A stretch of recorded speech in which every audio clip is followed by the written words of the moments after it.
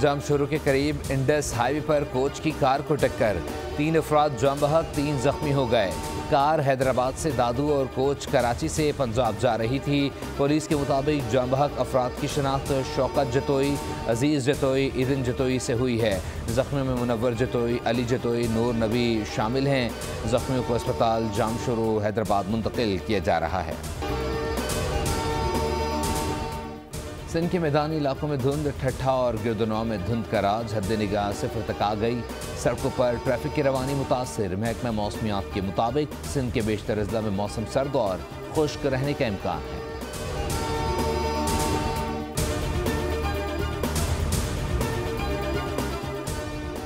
अमरीका के आला सतह सरमायाकार वफ़द के 2 रोज़ा दौरे पर पाकिस्तान आमद। पाकिस्तान और अमरीका के दरमियान इन्वेस्टमेंट के कई मुआहदों पर भी दस्तखत किए गए।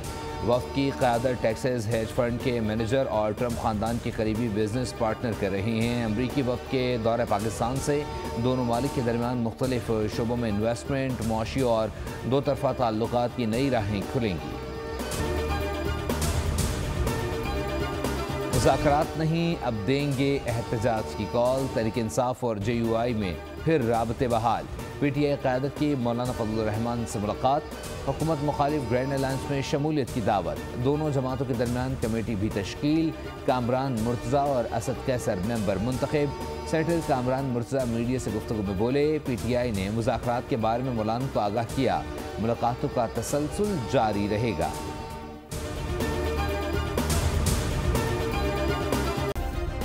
सब्सक्राइब करें और बेल दबाएं ताकि कोई खबर रह न जाए।